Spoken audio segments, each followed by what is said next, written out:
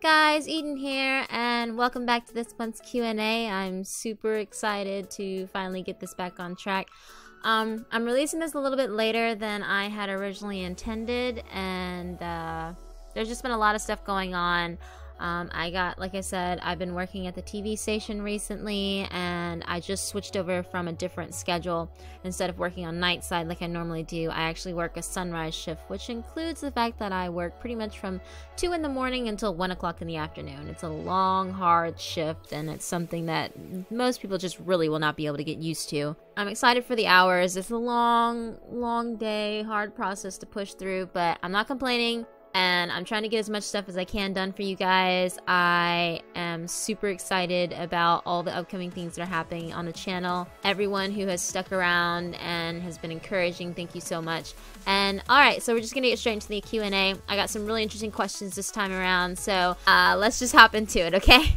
Alright, first question. What other hobbies do you have other than gaming? Okay, well, that's simple. I am a freelance graphic artist. I do graphic design, photo manipulation, original art.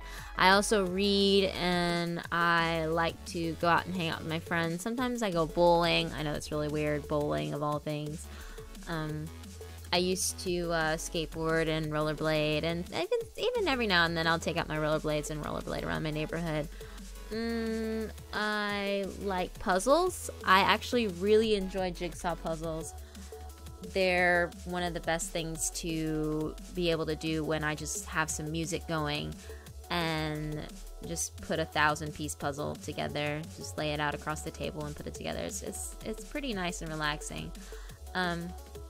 I also dance. Dancing is a lot of fun, and I used to free run a lot as a hobby, but when I broke my ankle a few years back and had to get reconstructive surgery done on it, I haven't been able to free run as much as I like. I've been recently picking up training again on it, but no matter what, there's just no way I'm going to be able to do what I used to do when I used to parkour, so, I don't know. It's weird. But yeah, those are pretty much my only hobbies. Drawing, reading. Oh, writing, definitely. I've written a few books. I haven't published them yet, but I'm working on a compilation of short stories. And right now, my other hobby is putting together an audio drama that I've been working on, which I'll talk more about that later at the end of the Q&A. So next question. Have you ever cried because you were so happy, and if so, why? Yes, I have cried because I was so happy. The first time it happened to me was on my, well, I want to say it was my 17th birthday, but it really wasn't my birthday. It was more like Christmas. And for my Christmas present, my parents got me a gigantic bag. And I'm talking about, like, this bag was huge, guys. Like, measure out a 42-inch by 40-inch thick bag, box, whatever, and this is pretty much what it entailed. I opened it up, and I had a slew of anime box set DVDs of like 6 or 7 different series, and I had like at least 20-30 video games that my parents had gotten me for Christmas, for the computer and for my PlayStation 2 at the time. And I was so happy that my mom and dad had taken the time to point out and pick out and search through these different shows and these different games to figure out what they thought that I would like and put it all together. And it was probably one of the most expensive Christmases I've ever had, but it was the most joyous Christmas, and I'll never forget it. And I cried and hugged my parents, and I was so happy. Recently, I cried because I was so happy because I went and picked up Blackout, or Robert, from the airport, and this was the first time we'd ever seen each other, and I was so happy when I saw him that I cried. So yeah, that's pretty much that kind of instance. And it's not weird, I guess, to say that I've been so happy that I've cried. It's just, it doesn't happen too often. Alright, next question. Do you take as long to text everyone back as you do me? And this is from my best friend, Kyo. She adds the sobs in there. I actually do take as long to text everyone back as I do her, and that's saying something because we text each other every day. It's more along the lines of I'm really busy, she's really busy, and sometimes I usually have my phone on silent because if I'm not at work, I'm here recording in my office. And when I'm recording, I try not to have it like even on vibrate because the vibrations will be picked up by my microphone when I'm recording. And while you can use a noise cancellation for that kind of thing, it's just less that I have to deal with if I just, you know, don't bother with the phone. Sometimes she texts me while I'm driving, and, you know, don't text and drive, people. Don't do it. And I'm just not a really big phone person, I guess you could say. I mean, I'll talk on the phone, but I'd much rather you just call me and talk to me either on Skype or through my cell phone than actually texting. Texting is just a big pain in the ass at the end of the day. And, you know, if we're texting back and forth to the point where it's a regular conversation going on, unless you're at work or I'm at work, you might as well just freaking call me and be done with it. So, yeah. Do you prefer PC over consoles? Now, that is a very mixed review because I grew up with consoles. I had an NES. I didn't have a Super Nintendo or an N64, but I did have a Genesis. I did have a PlayStation and a PlayStation 2, and I did borrow one of my friend's Xboxes for a while, and that's how I first played Halo. But then when I got my PC and it was able to run, you know, a decent amount of games, and well, at the time I was on my laptop, but then I got my machine, Cosmos, that I have right now. She's my beautiful, beautiful, beautiful baby. But when I got this rig, I was able to play these high definition, graphically heavy games, and it didn't cause a hiccup in my systems. So I love PC gaming. I love the fact that I can record and play on PC, although there are ways that you can do that now where you can record and through your consoles, and if you hook it up through your computer and record it like that through Fraps or OBS or whatever, it is a possibility to do that now. But it's gotten to the point where a lot of people say if it won't play on their PC because of a hiccup or the fact that their graphics card won't be able to handle it, it's problematic in that sense. But for me, I haven't run into that kind of issue. I can play all my games in high definition graphics and not worry about it causing a hiccup in my system because I built this computer to be that way. So everything that a console can do, my computer can do. So I miss console games. There are some games that are exclusive for console that I absolutely love, like Lost Odyssey, and for a while it was the Final Fantasies before they started porting them over onto Steam.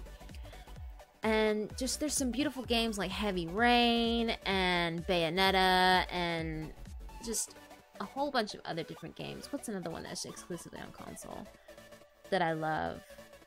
Oh, The Last of Us. That's another great game that's exclusively for console, and there aren't any PC ports of it, and I don't think they'll be making any ports of it in the future.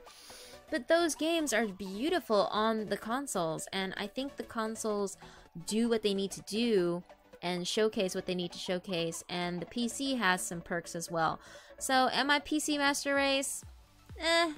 Maybe, maybe not. It really just depends.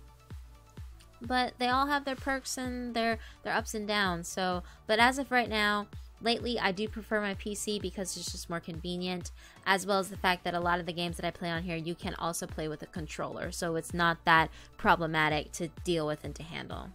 Where do you see yourself professionally 10 years from now? Still playing games, making them? Absolutely. I am 28 years old. In 10 years, I'll be 38 years old, and I will still be playing video games.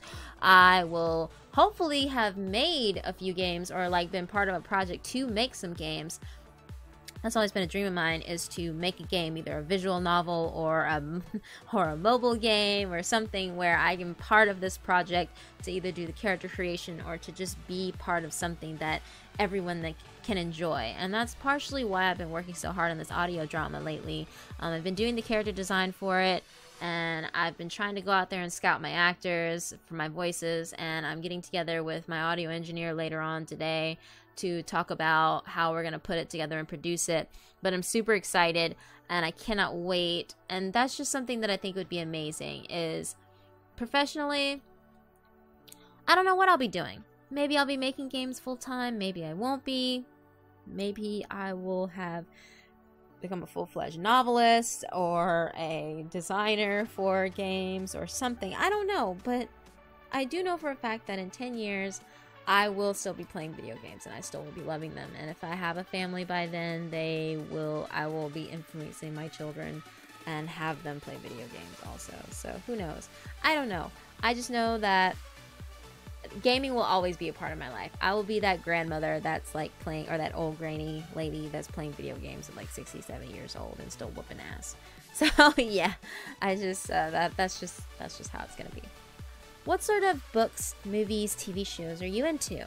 I don't really watch a lot of TV anymore, guys. I watch the regulars, Game of Thrones, The Walking Dead. I used to be really big into Heroes back in the day, and I'm really excited about the relaunch of it. One of my classmates from high school, actually, we grew up together. We grew up in the same neighborhood. He's actually in the new Heroes TV show. It's being relaunched, and I'm so proud of him. I cannot wait to see him on the big screen. It'll be great.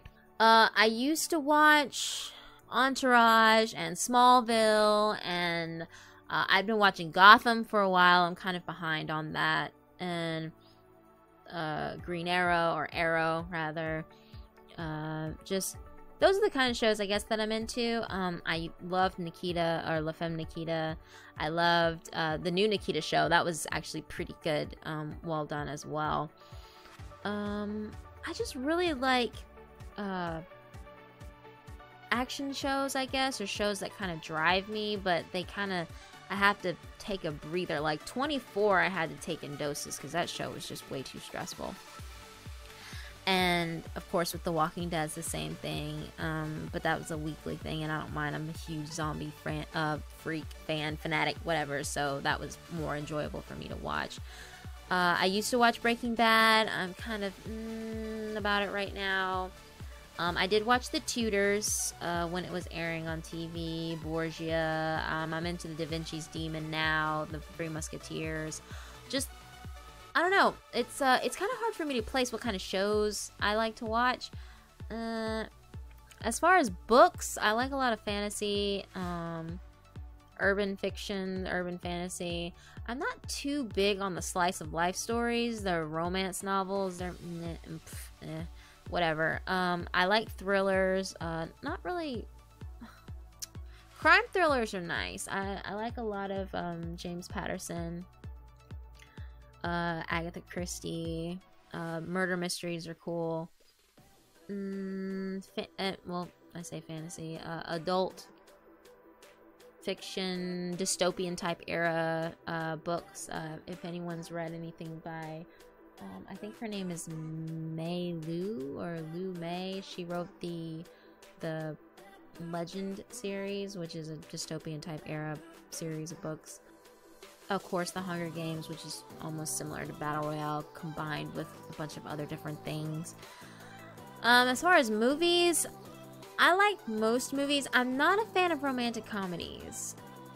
Some romantic comedies just are stupid, and there's some comedy, like comic movies, that are just kind of dumb. I like a lot of drama.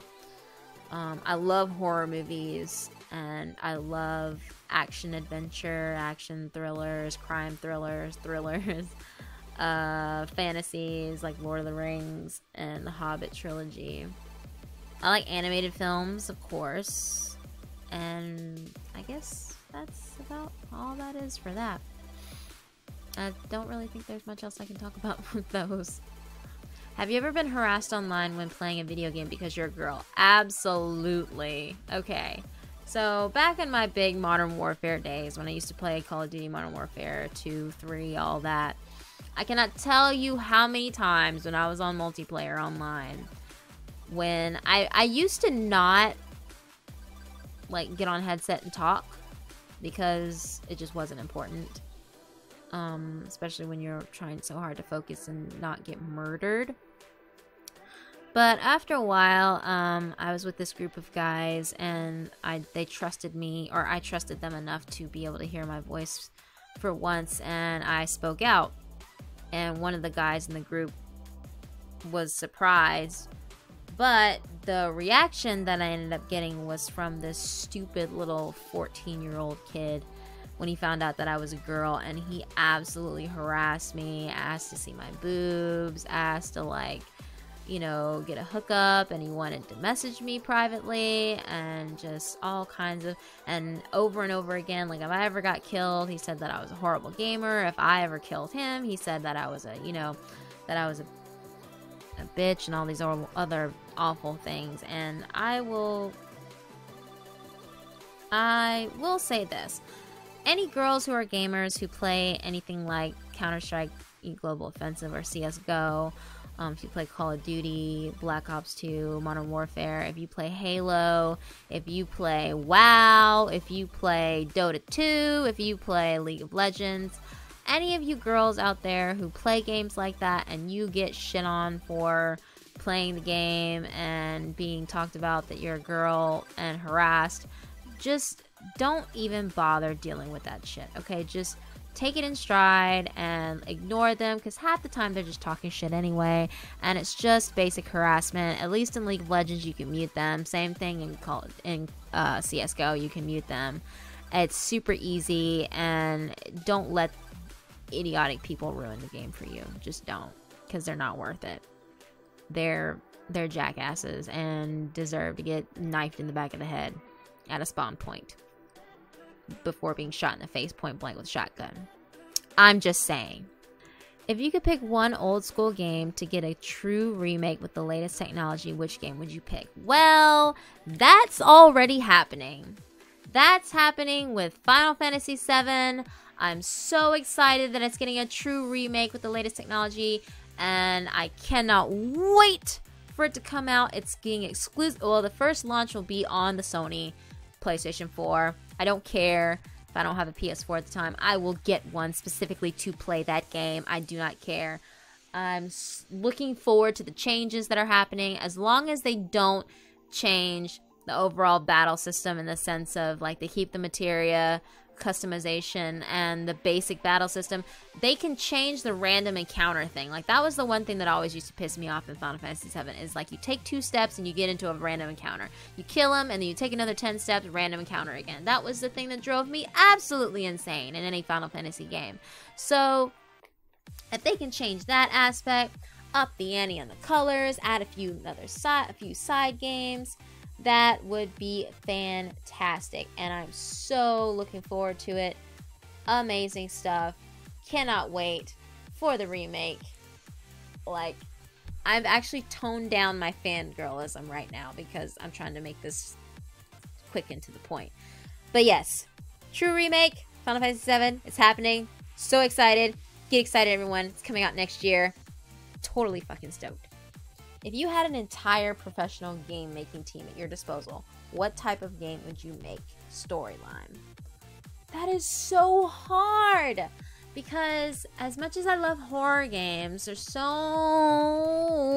many, like, indie horror games out there that I don't want to be another indie horror game person. So I think I would want to make another RPG, like an RPG game where it's very interactive, and like, I would combine the elements of Shadow of the Colossus, Last Guardian, Eco, with some Tomb Raider, like the new remake of Tomb Raider, with a little bit of a MOBA aspect / customization style, the way that BioWare does it with Dragon Age and Mass Effect. We compile it all together. As far as the storyline goes, I would either make it like a science fiction story, or I would make it like a full-blown period back in ancient dragon slaying days. Like, it would have to be one or the other, because I don't think I would want to make a dystopian type era story, because if I did, I would want to, like, it would be way too close to Watch Dogs and Mirror's Edge and Fallout, which Fallout has its own thing coming out now, so I'm really excited about that. But it's just, I would want to keep it simple, but I really think I'd probably lean more toward the science fiction, because there aren't a lot of sci-fi games out there in the RPG aspect outside of, you know, the things that BioWare has done that I actually really enjoy. Most of the time, if you're in a science fiction type storyline, it's reminiscent of, you know, Deus Ex, or where it's like you're limited, you're stuck inside of this one type of character, where I would want to be able to make it where you could be a man or a woman, or, you know, gay or straight or whatever. You know, like I think that would just be, I want the customization feel like BioWare does, with the aspect of making this realm with different people and different races and different cultures and backgrounds, and I think it'd be cool if I could do that. So yeah, just kind of combine all those elements together gameplay wise and just wrap it all up in a nice giant bow. What gaming cliche, plot, character, mechanics, etc. do you find completely overdone or irritating? That's a really good question. I think the thing about like horror games that I hate is okay, we're gonna put you in this place, we're gonna make you run around half scared, you gotta solve these puzzles, and in order to open up these doors, and then we're gonna make you run around some more and make this map really complicated so you can't really remember where you're going and get lost, and then we're gonna put in all these useless jump scares to screw with you. I think that's the thing that I hate the most in, not really gaming cliches, but like game mechanics, because most horror games are always the same. You're stuck, you're trapped in some place, you, like, especially first-person horrors. You're trapped somewhere, you have to go through these series of motions, you gotta go up here, go back here, get this puzzle piece, get this key, find this key, open this door, decipher this map, go this way, go that way, and it's just a lot of useless running around. And I just want a horror game that, like, truly just kind of scares me, without, like, the whole puzzle aspect.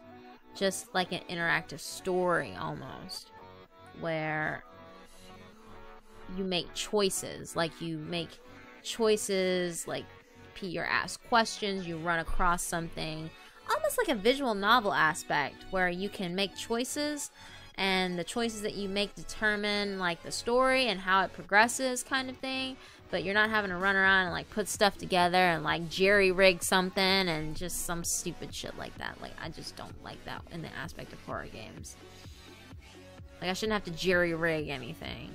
You know, especially in certain games and horror games where they're gonna make me go do something absolutely useless, when all I had to do was just drop kick the box and then move the box out of the way and get the stupid crate and then get the key out from under there, instead of having to go all the way out into the store and get a wire hanger and then come all the way back and then pull the thing out with the wire hanger that I jerry-rigged and put together, and to get this one stupid fucking key.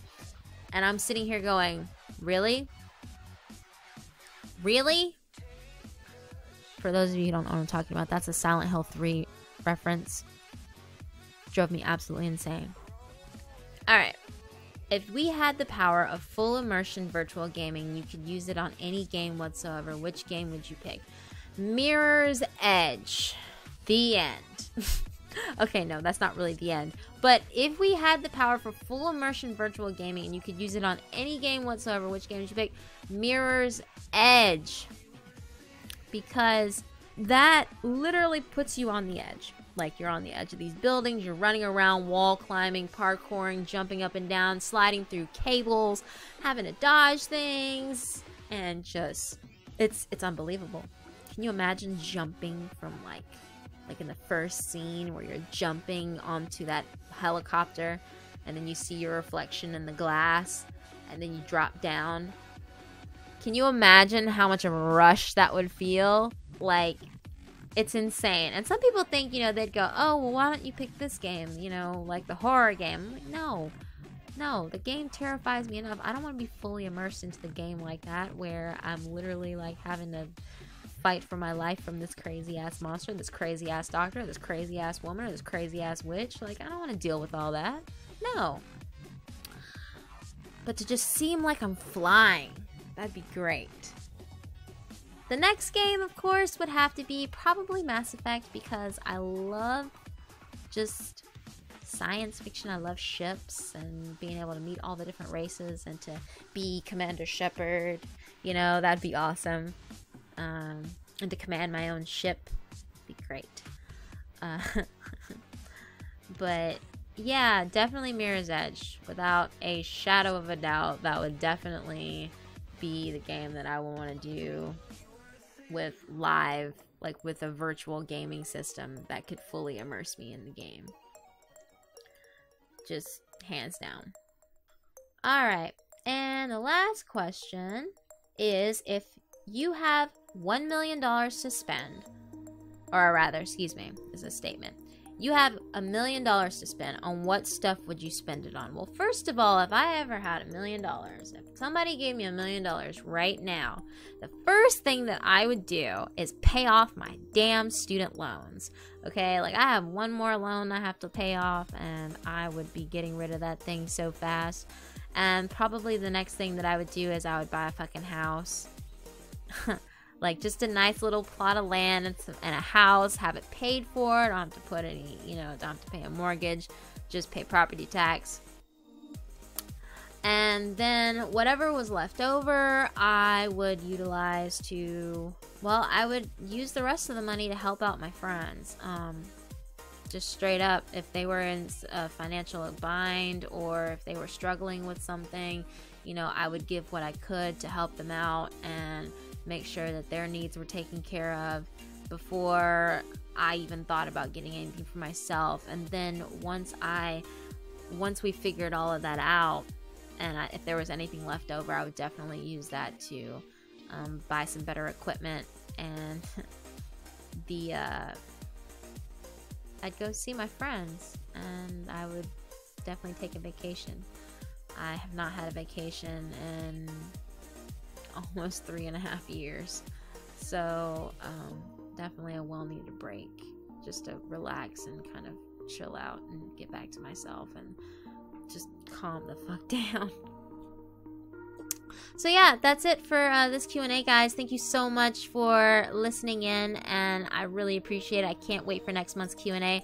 I just finished up doing Monochroma. That's actually rendering right now, and the game ending. Really amazing game. If you guys aren't watching it, please watch it. It's a great game. It's a lot of fun. It's a great story. It's beautiful. It's well made, and for an indie game, I'm very impressed with it. I was very happy with it. It was definitely money well spent. So yeah. But next time, thank you again so much. I love you guys. You guys are great. Seriously, you're the reason why I do this. Until the next time, peace out, take care, and I will catch you all on the flip side, okay? Love you. Bye.